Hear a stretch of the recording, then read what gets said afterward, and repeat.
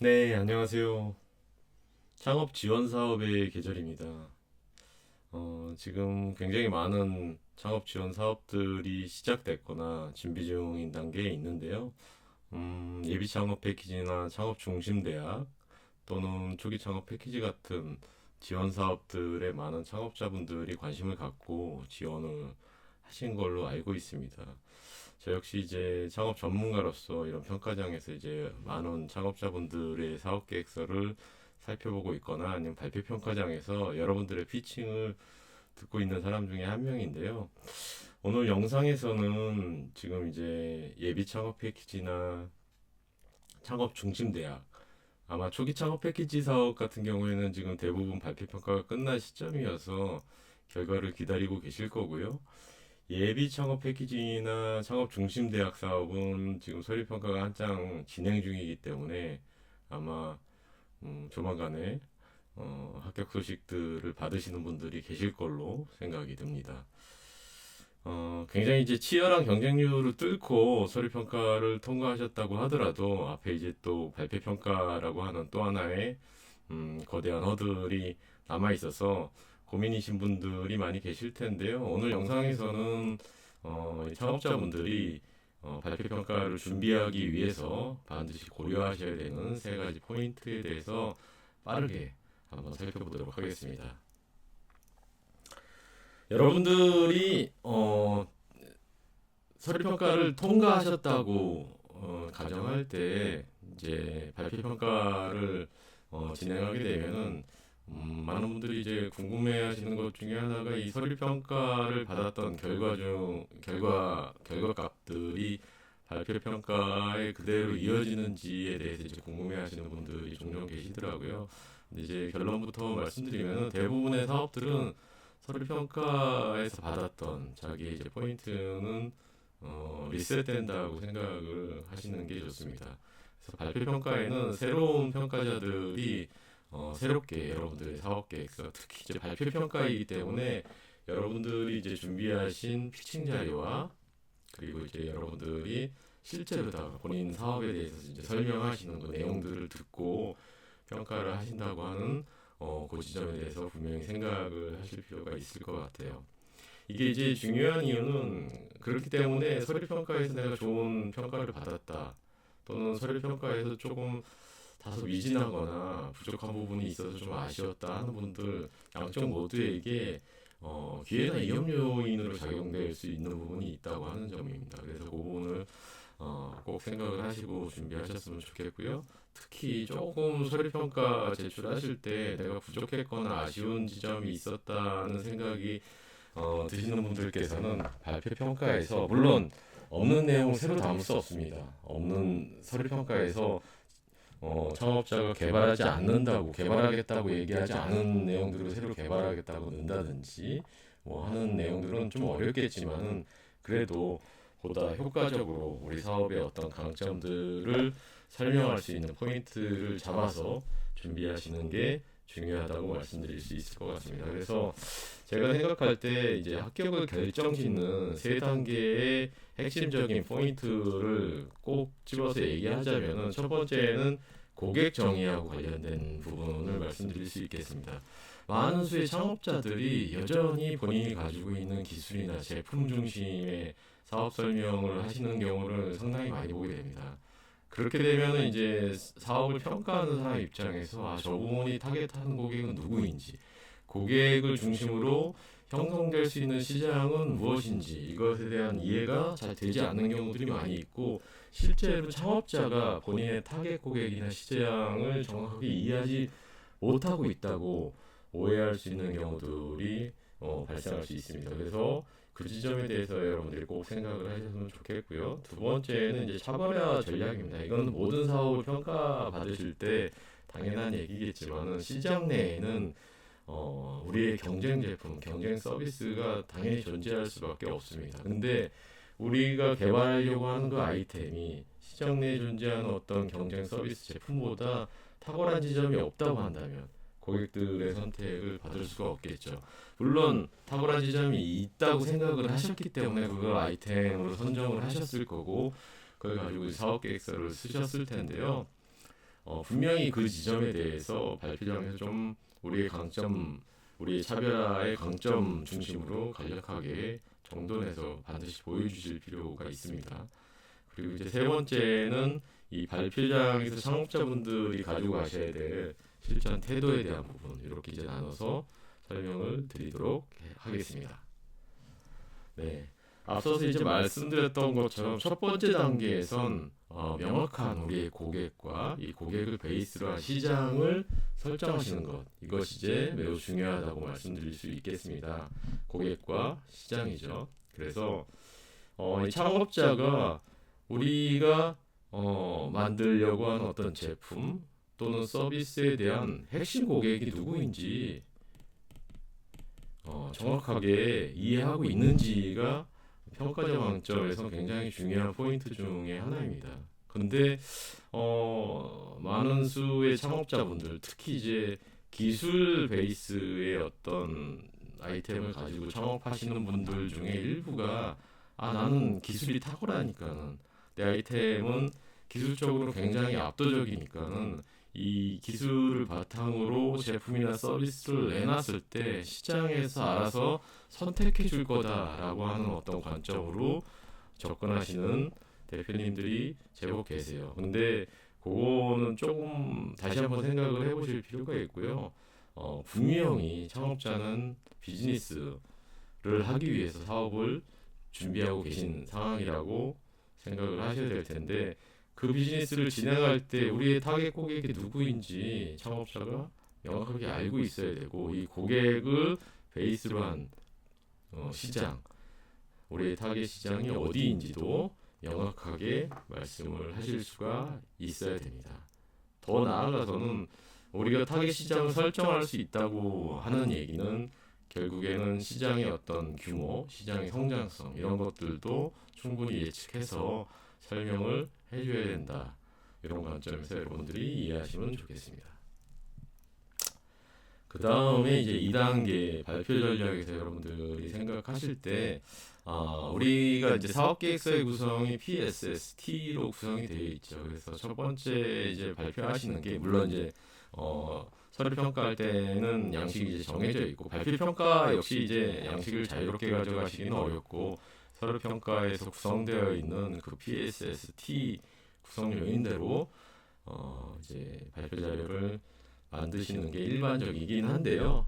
그때 이 프로블럼이 이제 고객 또는 시장에 대한 어떤 문제 제기죠. 고객 관점에서의 어떤 불편함, 고객 관점에서의 어떤 니즈, 이런 것들을 이제 문제 제기하는 챕터인데요. 여기서 이제 중요한 것은 단순하게 우리가 어떤 제3자 관점에서의 어떤 문제 제기를 하는 것보다는 창업자가 가지고 있는 어떤 경험, 백그라운드, 아니면 내가 직접 시장에 참여하면서 발견한 어떤 문제, 하다못해 고객들과의 어떤 접점을 가지고 뭐 충분한 인터뷰를 통해서 발견한 고객의 어떤 문제, 이렇게 현장 관점에서의 어떤 경험을 가지고 얘기하시는 게 훨씬 더 어필이 가능하다, 이렇게 이제 말씀을 드릴 수가 있겠습니다. 물론 창업자가 자기가 어떤 과거에 이제 근무했던 직장이나 사회 경험을 바탕으로 아이템을 이제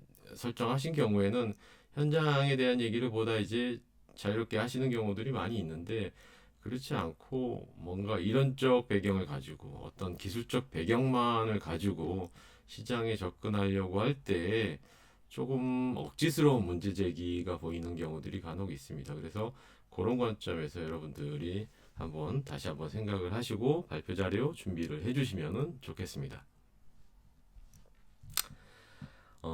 다음은 이제 시장 타겟 고객 설정과 이 고객을 바탕으로 한 시장 설정하는 것이 이제 중요하다고 말씀드렸는데, 시장 설정을 우리가 구글링을 하거나 아니면은 뭐 네이버 검색 같은 것들 통해서, 또는 요즘에 이제 LLM 많이 쓰시니까요, 챗 GPT나 뭐 제미나이 같은 것들 통해서 시장에 대한, 우리가 접근하려고 하는 일반적 시장에 대한 어떤 사이즈나 규모를 물어보고 거기에 대한 이제 답변을 근거로 발표 자료 구성을 하시는 경우들이 있죠. 사업 계획서 구성을 하시는 경우들이 있는데, 시장 사이즈가 그렇게 이제 막연하게 우리 뭐 시장 사이즈가 1조다, 5천억이다, 10조다 이렇게 이제 뭐 사이즈가 크면 나쁠 이유는 없겠지만은 그렇게 이제 뜬구름 잡는 식의 어떤 막연한 시장보다는 조금 시장 사이즈가 적더라도 앞서 말씀드렸던 것처럼 우리가 명확하게 이해하고 있는 타겟 고객을 베이스로 설정한 시장의 규모 또는 조금 작더라도 우리가 설정한 어떤 고객의 그룹 이것들을 보다 명확하게 제시하시는 게 심사위원들로부터 하여금 훨씬 더 설득력 있는 발표 자료다. 설득력 있는 사업 계획서다. 이렇게 이해할 수 있는 포인트가 된다. 이렇게 좀 생각을 해주시면 좋을 것 같습니다. 더 나아가선 이건 이제 문제 제기하는 측면에서만 꼭 필요한 게 아니라 우리가 이제 우리가 만들려고 하는 제품이나 서비스의 어떤 판매 전략을 얘기하셔야 될 텐데 이 우리의 판매 전략을 얘기할 때 소수더라도 우리가 접근해야 되는 고객층이 분명히 있다. 그리고 이미 우리가 고객이 누구인지 알고 있거나 만나본 적이 있거나 심지어는 우리의 제품이나 서비스에 대해서 어떤 이미 상당 부분의 거래에 대한 어떤 얘기가 진척되고 있거나 하는 이런 구체적 고객들을 제시한다면은 보다 높은 합격 가능성을 보장받으실 수 있다. 이렇게 말씀드릴 수가 있겠습니다. 네, 그리고 발표 전략 2단계에서 또 고민하셔야 되는 것 중에 하나가 본인들이 가지고 계신 어떤 기술적 우위, 기술적 차별성 또는 기술에 대한 어떤 어필 이런 것들을 하실 때 가지고 있는 기술의 어떤 깊이를 충분히 설명하시는 것은 좋습니다. 좋지만은 반드시 여러분들이 명심하셔야 될 것 중에 하나가 굉장히 특화된 어떤 기술 용어들 중심으로 자료를 구성하고 발표하신다든지 설명하신다든지 하는 것은 피해 주실 필요가 있습니다. 여러분들이 발표하실 때 아마 평가위원들이 5명 또는 5명에서 한 7명 정도가 앉아서 여러분들의 이제 피칭 내용을 들으실 텐데요. 거기 앉아 계시는 분들이 여러분들이 갖고 계신 어떤 기술적 베이스에 대한 어떤 충분한 이해도를 다 가지고 계신 분들이 아닙니다. 물론 평가를 하기 위한 전문적인 자격을 가지고 계신 분들은 맞지만은 그분들 중에 어떤 분들은 기술을 담당하는 어떤 뭐 예를 들어서 변리사 같은 분들이 앉아 있을 수도 있고요. 또 해당 분야에 전공을 하신 대학 교수님이 앉아 있을 수도 있고 또 투자자가 앉아 있을 수도 있고 때로는 회계사가 앉아 있을 수도 있습니다. 그래서 모든 분야의 기술들에 대해서 빠르게 이해할 수 있을 만큼의 백그라운드를 가지고 있는 분들이 아닙니다. 그래서 여러분들이 설명을 하실 때에는 제가 여기 자료에는 지금 초등학생이라고 써놓긴 했는데요. 뭐 초등학생까지는 아니더라도 적어도 중고등학생 아니면 일반적인 평범한 시민들이 여러분들의 설명을 들었을 때 충분히 이해할 수 있을 정도로 쉽게 설명하시는 것이 중요하다 이렇게 말씀드릴 수 있겠습니다. 꼭 기억하셨으면 좋겠고요. 발표 자료를 구성하고 시간을 배분할 때 어떻게 가져가면 좋냐. 그래서 문제 제기하는 부분에 한 20% 정도, 그리고 여러분들의 기술을 설명하는데 50% 정도, 그리고 여러분의 비즈니스 모델을 설명하는데 30% 정도의 비율로 자료의 구성과 시간의 배분을 가져가시는 것이 적합할 것 같다. 이렇게 이제 좀 추천을 드리고 싶습니다. 물론 이거는 절대적인 것이 아닙니다. 여러분들이 가지고 계신 아이템의 특성이나 기술적 뭐 난이도에 따라서 이 부분이 조금 바뀔 수 있겠죠. 예를 들어서 우리가 기술 베이스의 어떤 테크가 그렇게 강하지 않은 제품이라고 한다면은 이걸 굳이 50% 이상 시간을 쓰실 필요는 없고요. 다만 여기 이제 고객 관점의 문제를 제기하고 돈을 벌어들이는 수익 모델에 대한 부분이 기술보다 상대적으로다가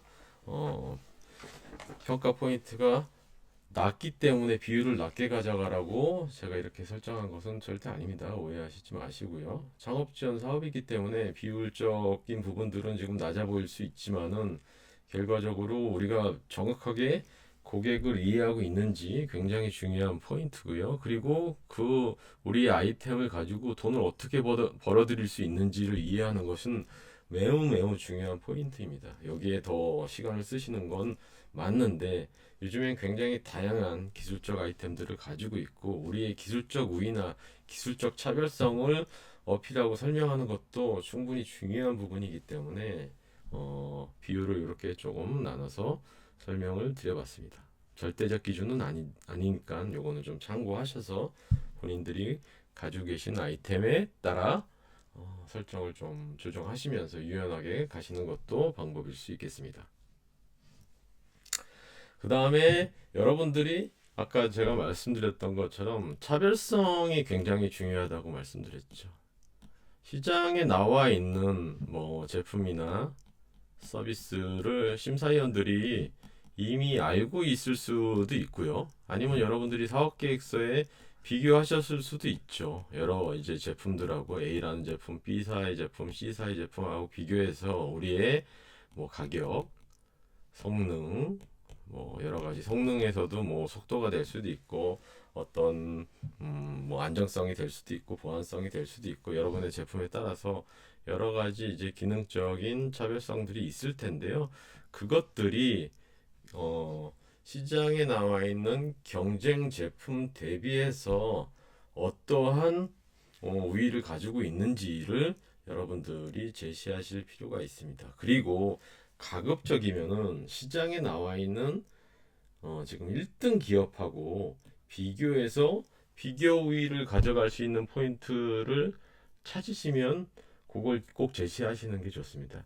찾으시면이 아니라 사실은 시장에 나와 있는 1등 기업하고 비교했을 때 하나라도 비교 우위가 있어야지 어필이 될 가능성이 있습니다. 간혹 가다가 이제 제가 이 말씀을 드리는 이유는 왜 그러냐 하면은 물론 이제 시장에 뭐 어마어마하게 많은 종류의 이제 제품과 상품들이 존재하고 있는데 그 많은 제품과 뭐 서비스들을 평가자들이 다 알고 있을 수는 없죠. 그래서 창업자들이 시장 내 경쟁 제품이나 비교 우위를 보여주기 위해서 시장 내에서 별로 인지도 없거나 아니 1등 제품이 아니라 뭐 시장 내에 이제 경쟁 제품이 예를 들어서 한 10개가 존재한다고 했을 때 7등, 8등, 9등, 10등 하는 이런 제품들을 가지고 와서 이런 것들보다 비교 우위가 있다라고 이제 주장하시는 경우들이 있는데 저희가 그 내용을 좀 확인해 보면은 그 업체들조차도 지금 시장에서 좀 버티기 힘든 그 업체들 정도밖에 사업을 못하면은 곧 뭐 쉽게 말씀드리면 망할지도 모를 것 같이 보이는 기업들하고 비교해서 비교 우위가 있다 이렇게 이제 어필을 하시는 것은 설득력이 떨어질 수밖에 없죠. 그래서 그 지점에 좀 대해서 생각을 해보시고 시장의 1위를 찾으셔서 여기하고 비교했을 때 나은 점이 뭐 하나라도 있으면은 그것이 어필이 될 수 있는 부분들이 분명히 있을 겁니다. 그래서 그걸 좀 보시면 좋을 것 같고요. 가끔 가다가 경쟁사가 없다.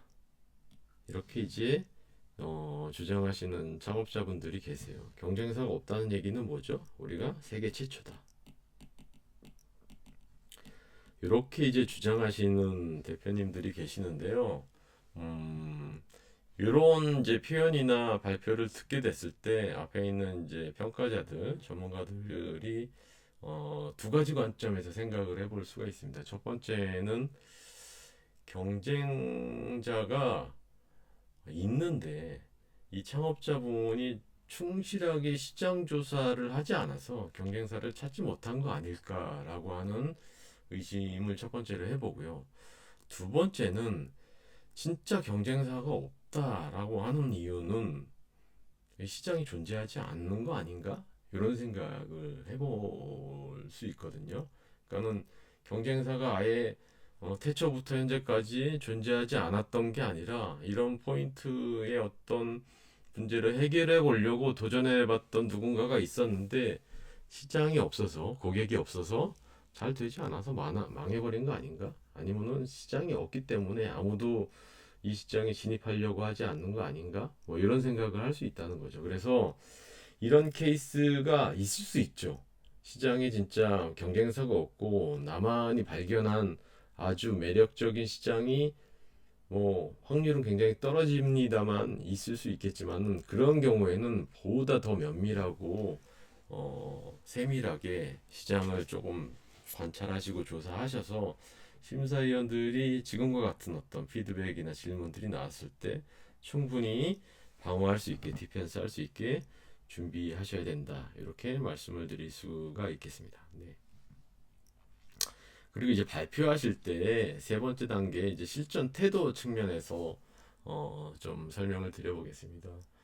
여러분들이 이제 최근에는 이제 뭐 아마 작년부터였던 것 같긴 한데요. 작년부터 이제 LLM들을 많이 쓰세요. 많이 쓰셔갖고 사업 계획서의 어떤 기본 구성들은 비교적 잘 갖춰갖고 가지고 오시는 분들이 많습니다. 요즘에는 이제 프레젠테이션 자료까지 AI 도움을 받아서 과거보다는 훨씬 더 쉽고 그럴싸하게 이제 자료를 만들어 갖고 오시기 마련이죠.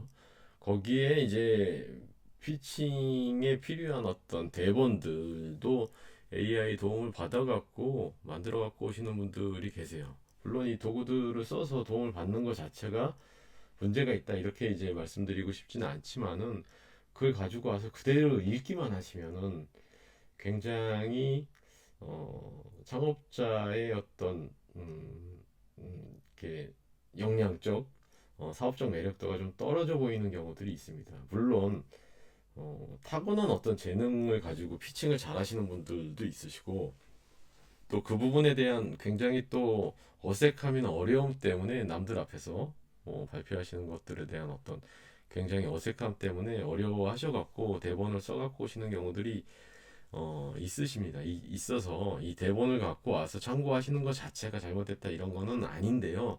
이 대본을 가지고 와갖고 그래도 자기가 좀 연습을 했으면은 이 대본을 참고하되 스스로 조금 뭐 부족한 부분이 있더라도 사업계획서의 전반적인 내용들을 설명할 수 있을 텐데 마치 대본을 가지고 한 번도 연습해 보지 않은 사람처럼 가지고 와서 그냥 시작부터 끝까지 그냥 낭독을 하는 형태로 진행하는 것은 조금 곤란하다. 경쟁력이 좀 떨어져 보인다. 이렇게 좀 말씀드릴 수 있을 것 같고요. 앞서 말씀드렸던 것처럼 최근에는 이제 프레젠테이션 도구들도 잘 되어 있고 캔바 같은 도구 써갖고 쉽게 프레젠테이션을 만들 수도 있고 AI 도구를 써갖고 더 많은 도움을 받을 수도 있습니다. 어찌 됐든 무슨 도구를 쓰시던 최종적으로는 본인이 좀 손을 보셔야 되고요. 이 손을 보실 때 가급적이면은 텍스트를 나열한 형태. 우리가 이제 텍스트 형태의 사업계획서는 이미 제출하셨잖아요. 그리고 이제 발표평가장에서도 그 텍스트 형태 여러분들이 이제 제출하신 사업계획서를 평가위원들이 함께 같이 살펴보고 있습니다. 근데 프리젠테이션 사업계획서 역시 그것도 텍스트로 그냥 빡빡하게 채워서 작성하시면은 짧은 시간 안에 본인의 강점을 어필하시는데 한계가 있다. 이렇게 좀 말씀을 드릴 수 있을 것 같습니다. 그래서 프레젠테이션 자료는 가급적이면 좀 도식화 시키셔갖고 빠르게 본인의 강점을 어필할 수 있게 구성하시는 게 좋다. 이렇게 말씀을 드릴 수 있을 것 같습니다. 네. 그리고 본인이 이제 발표 연습을 충분히 하셨거나 뭐 피칭에 어느 정도 자신이 있다 하시는 분들 같은 경우에도 피칭하다가 또 돌발 사항이 발생할 수 있죠. 가끔 가다가 이렇게 유튜브나 방송에 대한 경험이 좀 많이 있으신 대표님들도 평가장에서 돌발 사항이 발생한다거나 아니면 자기도 예상치 못한 어떤 뭐 질문을 받는다거나 할 때 좀 당황해 갖고 대사를 놓치는 경우들이 있습니다. 그러니까 발표의 어떤 표현을 놓치는 경우들이 있는데 그런 거에 대비해서 뭐 완벽한 스크립트까지는 아니라고 하더라도 간략하게 내가 발표할 어떤 순서나 키워드나 아니면은 꼭 어필해야 되는 핵심 내용 같은 것들은 스크립트를 좀 정리해갖고 오셔갖고 비상사태에 대비하시는 것도 하나의 유용한 팁이다 이렇게 말씀드릴 수 있을 것 같습니다. 그리고 이제 발표가 끝나게 되면 보통 발표가 한 15분 내로 많이 합니다. 15분 내로 발표를 많이 하시고 15분 정도 질의응답을 하게 되죠. 이 질의응답 과정에서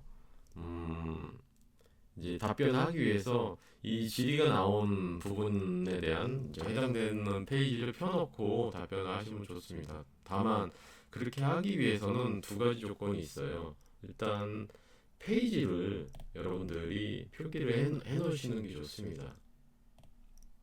페이지를 표기해 놓으셔갖고 저도 뭐 지금 장표에 페이지가 보이지는 않으실 텐데 여기 이렇게 우측에 보시면 1페이지, 2페이지, 3페이지 뭐 이렇게 표기를 해 놓으시면은 질문자가 이 페이지를 보고 질문하실 수가 있어요. 뭐 예를 들어 3페이지 안에 있는 고객 정의가 좀 불분명한 것 같은데 거기서 타겟하는 고객이 누구냐 뭐 예를 들면 이렇게 이제 물어볼 수도 있고 이 페이지에 설명된 어떤 해당되는 기술에 대해서 조금 더 구체적인 설명을 해달라 뭐 이렇게 이제 얘기할 수 있을 텐데 이 페이지 번호가 없으면은 이제 심사위원들이 그냥 이제 질문할 수밖에 없겠죠. 그렇게 됐을 때 장표를 넘기지 말고 구두로 답변하라. 이 말씀을 이제 좀 오해하시지 말고요. 해당 장표를 창업자가 기억하고 있으면 빠르게 그 장표를 넘겨갖고 장표를 띄워놓고 추가적인 설명을 하시면 훨씬 더 좋습니다. 하는데 이제 창업자가 자기도 그 내용이 지금 어디에 있는지 잘 모르겠고 페이지 표기도 안 되어 있어서 질문자가 몇 페이지인지 지정하지 못한다고 했을 때 계속 장표를 갖다가 앞뒤로 넘기면서 찾으면서 시간을 낭비하지 말라는 말씀입니다. 그래서 장표가 정확하게 기억나지 않는다 하면은 본인이 갖고 계신 어떤 생각을 가지고 정돈해서 답변을 하시는 게 훨씬 더 좋다. 이런 말씀을 하나의 또 팁으로 드릴 수 있겠습니다.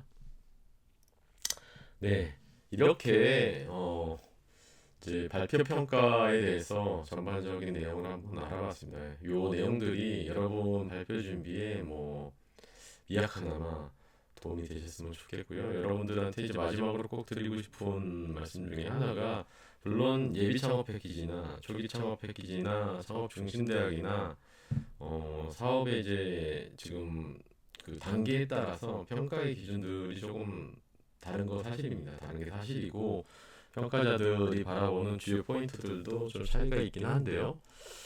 어찌됐든 이 사업계획서는 창업자가 가지고 있는 여러 가지 가설들, 자기의 어떤 생각과 주장들을 가지고 문서화시켜서 설명을 하는 그런 자리인데요. 거기에 중요한 게 있죠. 창업자의 주장만 있어갖고는 설득의 포인트를 높게 가져가기 어렵다 하는 말씀을 꼭 드리고 싶고요.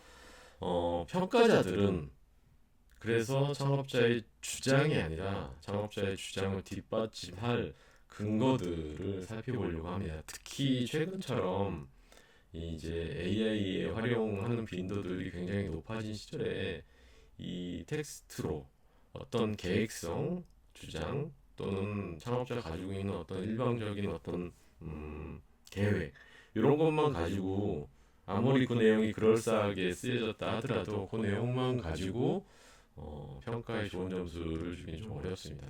그래서 거기에 대한 근거, 뒷받침할 수 있는 근거들을 확보하시는 게 되게 중요하고요.